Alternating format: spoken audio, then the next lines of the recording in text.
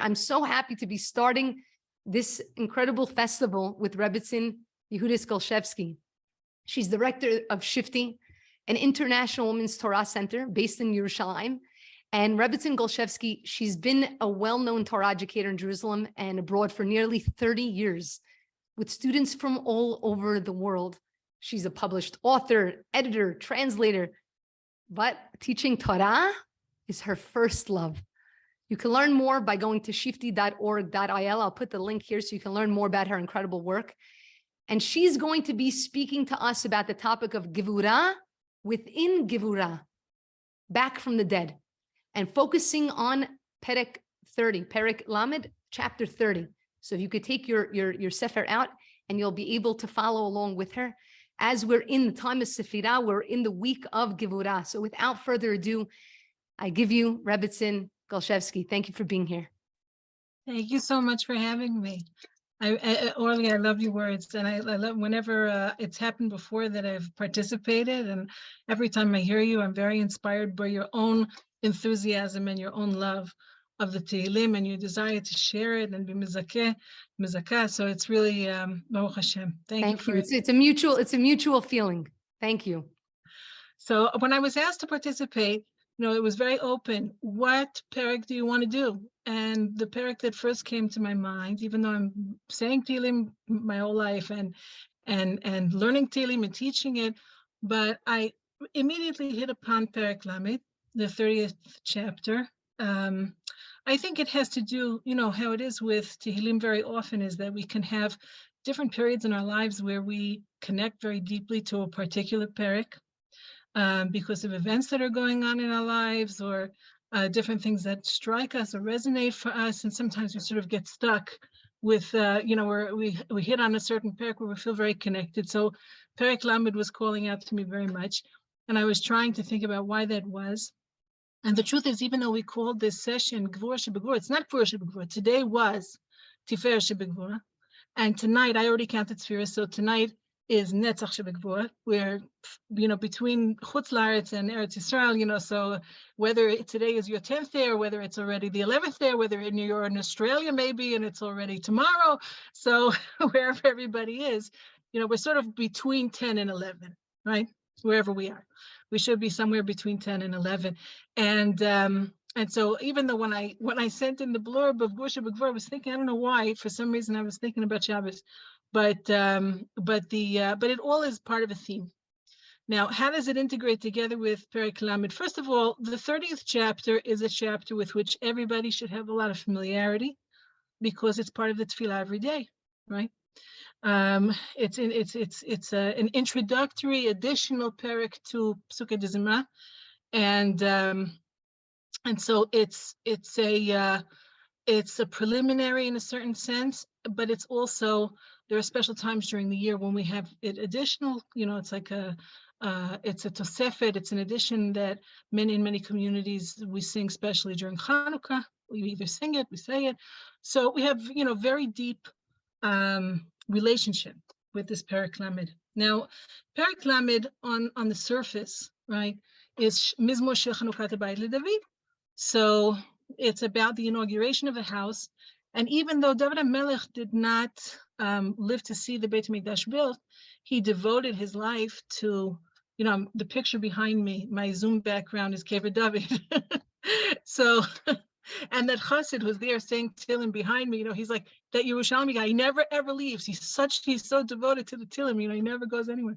So but why is it my Zoom background? I usually use it when I'm teaching because it's one of the places here in Yerushalayim where I feel very much at home and I love to be there.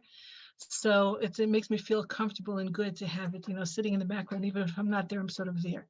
Now, David HaMelech did not live to see the Beit HaMikdash built, although he spent a good part of his life preparing the foundations literally and figuratively for the construction of the Beit HaMikdash by amassing the wealth that was necessary, by securing the place of the Beit HaMikdash where it would be built in the future, and literally by organizing its yesodot, because underneath the Har HaBayit, so there is a networked, special, halachically, mandated series of interconnected spaces in order to eliminate the possibility under the Har HaBayit of what's called Tumat Tehillim.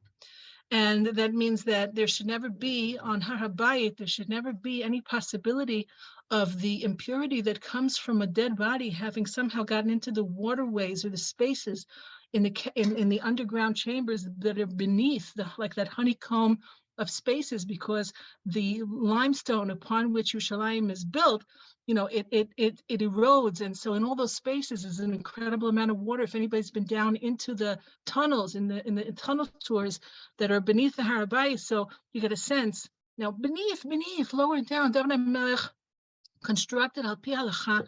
He made sure that the underpinnings of Har HaBayit would prevent in the future building of the Beit HaMikdash the possibility of Tumat Tehillim, that there should be any rising of Tum'ah that comes from the capturing of a dead body in the space beneath the Har HaBayit that shouldn't affect the Beit HaMikdash above, because Tum'ah ascends into all of the airspace above it if it's not been contained in a very specific halachic manner. And so he laid down the foundations for the Beit HaMikdash, literally and figuratively, literally through the construction and figuratively through securing the space and making sure that the funds were available for Shmuel Shlomo Melech, that the work could continue. And he, according to Rashi, so he wrote this perek. This is a gift in Ruach HaKodesh, that this song should be sung by the Leviim at the time of the actual inauguration of the Beit HaMikdash. And that's true. But we know, as the Radak teaches us, every perek of Tehillim is to be understood on many levels simultaneously. So there's David HaMelech's own personal experience that's expressed in the perek. There's his own Ruach HaKodesh that he experienced about the future of the Jewish people, some future event.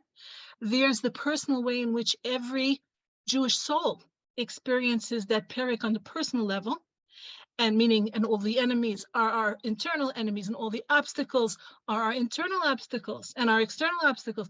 And then we have the way in which it affects Knesset Yisrael, the collective soul of the Jewish people, which is the totality of the Jewish people for the future and for the present. So there are four basic levels in which every perek of Tehillim has its truth, has that truth. And so we're going to look really, Mizmor Shir Chanukat HaBayit, we're going to focus not so much on Rashi, but more on the Malbim. The Malbim's approach is when he speaks about the Chanukat HaBayit LeDavid, he says that this perek was expressed by David HaMelech not only with Ruach HaKodesh about the future inauguration of the temple, but he was talking about Chanukas HaBayit LeDavid, about the house of David, the body. David HaMelech had gone through a terrible illness, and in the aftermath of his illness, HaKadosh Baruch Hu saved him from death because he was on the verge of death, and HaKadosh Baruch Hu saved him. We're going to walk through the perek and go through the psukim so we can sort of see how the story unfolded for David. And so when he speaks about the inauguration of his house, he means the restoration of his own body back to health so that he could serve HaKadosh Baruch Hu. Mizmor Shir Chanukat HaBayit LeDavid. So we're going following the approach of the Malbim, that this is a song of praise upon the inauguration, the restoration of David HaMelech's his body back into health. One second, here I have to open the psukim. Aromimcha Hashem ki dilitani. I will exalt you, Hashem, because you have dilitani. Now, dilitani has a double meaning to it, because dalut in Hebrew means you've impoverished me, right? Dalut means poverty. At the same time, dilitani, like a dili, is a bucket, so it means you've drawn me up. Lidlot in Hebrew means to draw something up. So it has this dual implication, which is really, here is, tied in with Sphira. Tifer shebegvura, netzach shebegvura. What's expressed in the perek, in this chapter, is very much this dual process of HaKadosh Baruch Hu, like it says, in Chaf Bet, HaKadosh Baruch Hu, he puts us, not in Chaf Bet, sorry, in Nun Aleph. HaKadosh Baruch Hu pushes us down to the lowest place, right? HaKadosh Baruch Hu, and then he says, Shuvu b'nei Adam, he puts us down to the low place, and this is the Gevurah. Right, the Gevurah of this week is that it's part of the Anhagah. Is a necessary and ultimately positive aspect of HaKadosh Baruch Hu's conduct of our lives and of His world. That things are difficult sometimes, and it's unavoidable. We cannot escape it. And nevertheless, there is Tiferes Shebegvura. There is Netzach Shebegvura. In these things that are very difficult, there is glory and beauty and splendor that is waiting to be revealed. There is Netzach, that's the Tiferes, that's the beauty that is waiting to be revealed from within the place of the Gevurah. There is Netzach, there is victory, endurance, and also Netzach is from the language of Nisuach. There is language that is waiting to emerge from us, language of prayer and language of praise that is waiting to emerge from us. That's Netzach in the sense of Nisuach. Nisuach, like a nusachat tefillah, like pouring out, like yayin, nesach. All of these words, netzach, nesach, nisuach, they all relate to each other. So all of this language that's waiting to be expressed from us, that emerges from the place of the Gevurah, from the experience that seems to us at the moment is harsh. And we experience it as being harsh. Nevertheless, there's both Tiferes and Netzach that's waiting to emerge from that experience of Gevurah. So that's why I felt, that here, Lamed, what better expresses this to us than David HaMelech telling us, Hashem, because you pushed me down, you took something from me, Hashem. In this case, it was David HaMelech himself. Dilitani, you also drew me back out, and I exalt you. Lo simachto eveli. And my enemies, they didn't get a chance to rejoice over me, because David HaMelech did have many enemies, unfortunately. And they were waiting for him to die. The Medrash says that David HaMelech, he had enemies who passed by his window. And they would go beneath his window and they would mock him. And they would call out, they would catcall, and they would say, David HaMelech has taken another man's wife. They would abuse him. Aside from all of the obstacles he overcame and all of his many challenges through the period of Shaul and until his malchut was established, but even afterwards, and he has spent 70 years with a very difficult life, all of the suffering that he went through with his children, all of his physical sufferings, and nevertheless, Hashem, you didn't allow them to rejoice over me. You saved me from them. Hashem Elokai shivati elecha v'tirpoeni. HaKadosh Baruch Hu, I cried out to you. Shava'ah is not tzaka, it's not zaka. It's all, we have many different languages of calling from the deep place of need out to HaKadosh Baruch Hu. Yonah the Navi, when he said mibeten, when he was in the belly of the daga, he said mibeten sheol shivati. I cried out, I screamed out from the body, from the belly of Gehenna. Means from the deepest place. And Rabbi Nachman of Breslov, he said, "Va'ikahu mibeten shol shivati." It's that a person comes to the place of where the thing is the hardest for them. That from there we cry out to HaKadosh Baruch Hu. Rabbi Nachman says this is the be all and end all of what it means to be human and why we're here in the world. So it's shivati elecha v'tirpoeni. I cried out to HaKadosh Baruch Hu. You healed me. Now, part of that is Hashem ha'elisam shel nafshi. We're going to see that part of the perek is David HaMelech having to also admit to the fact that he might have made the mistake at a certain point of thinking that physical hishtadlut was going to save him because he was going through a physical ailment. But in the end, he saw very clearly that it was only his tefillah that saved him. So when he says, Shivate levach tipaeni, it means I attribute, now that I've recovered, I can attribute fully my recovery only to the prayer and the fact that you answered my prayer. Hashem, helitim min shol nafshi, you took my life out of the grave. Now, Sheol, the language of Sheol also means Gehenna. So it's also the experience, the painful experience of being ill in this world, but it's more than that, because David HaMelech, through his illness, came to an awareness, like the Malbim says, that it wasn't his physical illness was a product of his spiritual ailment. He recognized that he had something that he had to do teshuvah for. And when he identified what it is he had to do teshuvah for, then it was possible for his prayers to be answered. So when he says, Hashem, helitim min shol nafshi, it doesn't only mean my life, my physical life you saved and you brought it up out of the grave. You gave me life so that I wouldn't go down into the pit. It's the emphasis on nefesh there is also that the spiritual ailment. He recognized that the spiritual ailment was what had really caused him his suffering. So,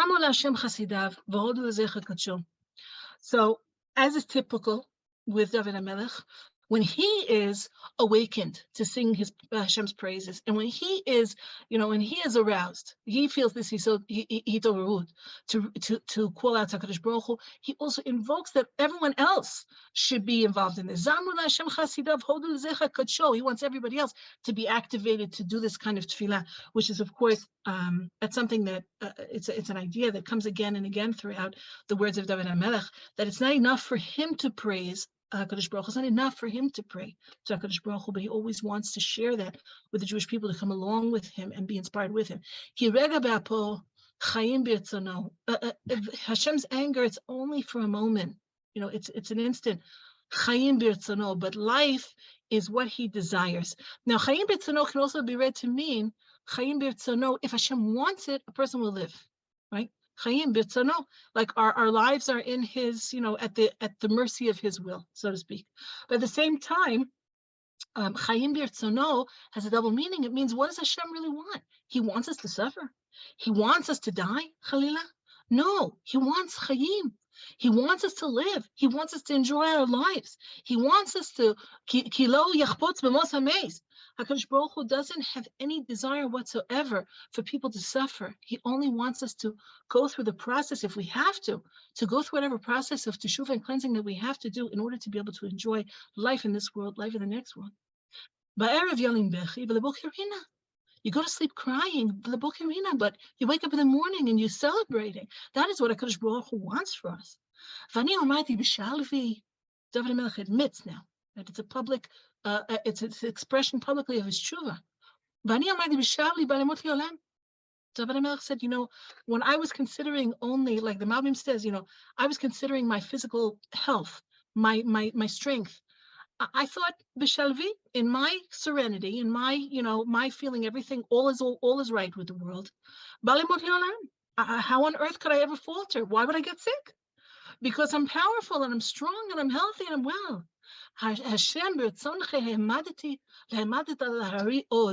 It's a very interesting phrase. HaKadosh Baruch Hu, in your will, you caused Hari Oz, my mountain of strength, to stand up. That means to say, I thought that Memela, I'm a healthy person, I'm strong, so I'll be strong forever. No, I realized through my illness, after my illness, that it's not me, it's not Stam, it's not Memela that a person is healthy and well. It's He'emadeta Lari'os.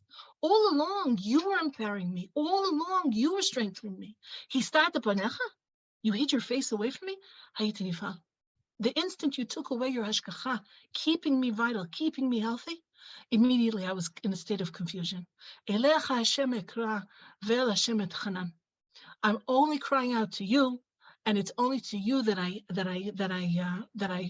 pour out my beseeching. That's now that I have the recognition that there's nothing stam, ain't stamiyut. No one's just healthy, and no one's just well, and no one's just anything. It's only at HaKadosh Baruch Hu's. Only at HaKadosh Baruch Hu's, through the extension of his loving hashgacha. What good do you get out of me being silent? Dom is from the language of silence, right? That I should be brought to silence, that I should be dead and not have anything to say any longer. The angel who's in charge of the world of the dead, we call this angel Duma. Yordei Duma. That's what it says in the Gemara. That malach is called Duma, because it's a state of coming to, if being a human being alive in this world is being a medaber, is having the capacity for conscious communication, right? We say a human being, what is Adam Harishon? Is he has a ruach mamalala, he has a speaking spirit within him. He can communicate spirituality through the articulation of speech. And so we say, what's the opposite of that? Death means ultimately silence, of being brought to a state of not being able to express the spiritual consciousness anymore. So David HaMelech says, Hashem, what do you get out of silencing me, sending me down to the grave? Can the dust praise you? Can it acknowledge you? Can it speak your truth? Shema Hashem v'chaneni, Hashem ozeli. HaKadosh Baruch Hu, hear me. Shine your face to me. That chaneni is to give me a gift that I don't deserve. Chaneni is l'shon chinam. Comes from the language of chinam. to have a gift that comes from the Otzar Matnat Chinam, to receive something, a gift that you don't deserve. We call this the Otzar Matnat Chinam is a concept that's brought in the Midrash and Haggadah, and it means that HaKadosh Baruch Hu extends gifts to those who don't deserve. And in the end, we much prefer to get gifts from the Otzar Matnat Chinam. Sometimes if a person has a merit, he's got some kind of points in his favor or something like that. But the truth is that the treasury of unearned gifts, the Otzar Matnat Chinam, is endless. So it's when we say Shema Hashem v'choneni, it's not just have compassion on me. It means send me a gift from the Otzar Matnat Chinam. I don't deserve anything. I'm not worthy of anything. I don't have any points. I don't have any merit stacked up. Hashem hegei ozeli. Hashem, come to my aid. Hafachta mispedi l'macholi. Of course, that macholi has a double meaning too. You've turned over my hisped, my mourning, into machol. Machol means dancing, but machol has the double meaning also of mechila, that you've forgiven me. And so why can I dance now? And why am I able to praise you now? Because you've forgiven me, and that's how I've gotten better. Pitachta saki, you took off my sackcloth, you broke me out of it. It's like this, the language of, it doesn't say, horadeta mimeni et saki. It doesn't say you took off my sackcloth. It says pitachta saki. It's like as if I was entombed in sackcloth, and you burst me out of it. And you girded me with joy. Leman, but for what? Why do we want to live? Why do we want to be well? What do we need good health for? What do we need strength for? Leman yizamecha chavod v'lo yidom. In order that we should be able to sing your praises and never be quiet. Of course, that's a repeat of the mabeta bedomi, right? Dom. Now we say lo yidom, right? To never be quiet. Hashem Elokai liolam odeka. Hashem, you are my God, and I will thank you and acknowledge you forever. Okay, and I think it's 20 minutes on the dot. Wow, I have to tell you, I'm so taken by what you shared. I said earlier, right when we get on, I said, always, sometimes the chapter chooses you just as you choose a chapter, but what you shared spoke to me in such a deep way. And I saw some comments from people that said the same thing. And I'm going to share something. I'm going to share something small. I mean, it's personal, just happened to me, but I went through a little bit of a rough weekend. I'm 40 years old. I'm not married yet. Bezrat Hashem, I know Hashem hasn't forgotten me. I know he hasn't forgotten anybody.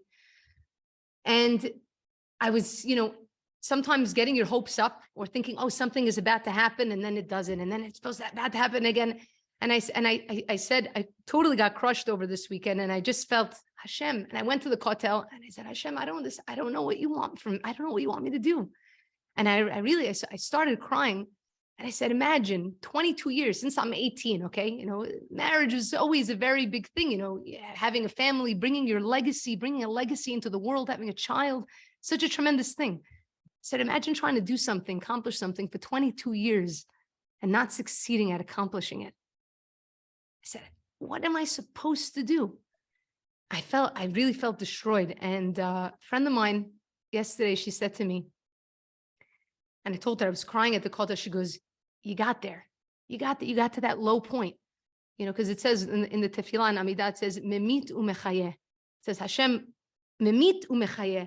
That sometimes, just like you said, sometimes when we are it's one of the things I say all the time, when we're at our lowest, we're actually at our highest potential.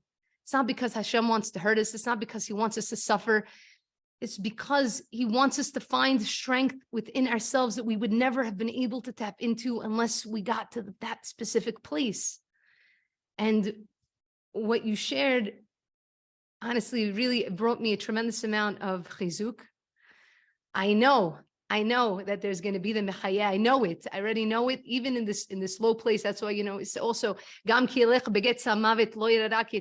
even when we're at the lowest specific point that we feel like we're in the valley of the shadow of death, we realize, we think we're alone. We think there's nothing there. We're alone in a place. And then we realize, but hold on a second. Maybe I have nothing here, but atay madi. Hashem, you're with me. And if you're with me, the sky is the limit.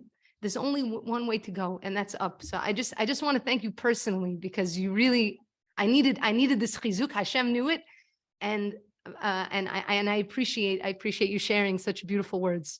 B'simcha rabba. Just as a side point on Atay Imadi. Imadi is spelled Ayin Mem Dalid Yud, and it can be read Omdi. Omdi means my stature, what stands me up. So it implies that Kadosh Baruch Hu is with me, but also that He raises me up. Raises me. Ata Omdi. I love that. I love that. Thank you so much, Rebbetzin. I am so grateful for your My words. pleasure. Bezrat Hashem, you should continue to use those words, not to be yidom, not to be silent, to continue to use them and to really bring chizuk to all of Am Yisrael. I appreciate you being here. B'simcha rabba. Thank you so much for inviting me to participate. I'm so happy that I could. Thank you. Thank you.